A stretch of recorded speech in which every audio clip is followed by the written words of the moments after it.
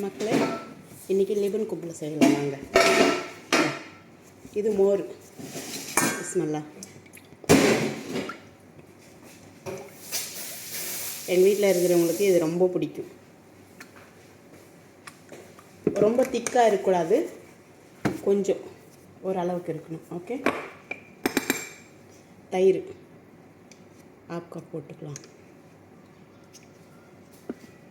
இது நிஷா தூரா பவுட்ரு, இந்த மக்காசோளம் இல்லை அந்த பவுட்ரு 2 ஸ்பூன். சவுண்ட் தகிச்சிராணி. ஒரு முட்டை. பிஸ்மில்லா. இப்போ இது எல்லாம் ரொம்ப மிக்ஸ் பண்ணணும்.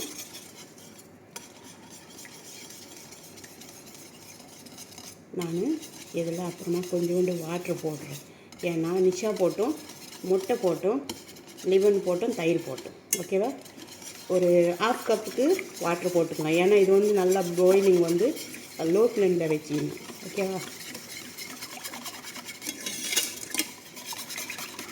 தண்ணி எடுத்துகிட்டு வரேன்.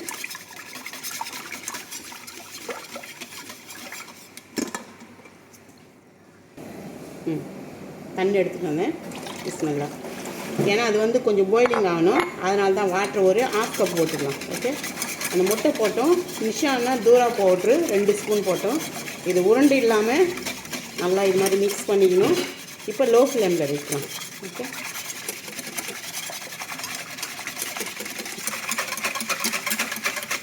இதாங்க நல்லா அடித்தாச்சு.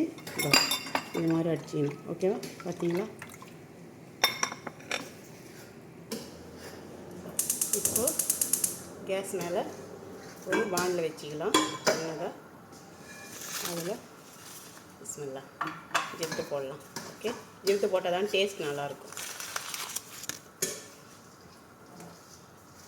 எங்கள் வீட்டில் ஆயிலில் ஃப்ரை பண்ணல, இது வந்து நாங்கள் மிஷினில் பண்ணிட்டு வந்தோம். எண்ணெயும் கூட இது மாதிரி கோல்டு கலர் வர மாதிரி ஃப்ரை பண்ணி வச்சிங்க.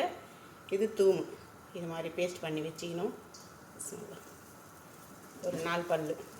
இது பக்துன சாக் இலை சின்னதாக கட் பண்ணிக்கணும். இது கோல்டு கலர் வர வரைக்கும் ஃப்ரை பண்ணிக்கலாம். இல்லை பார்த்தீங்களா? இது மாதிரி கோல்டு கலர் வர்ற மாதிரி இது ஃப்ரை பண்ணி ஓரமாக வச்சுக்கணும்.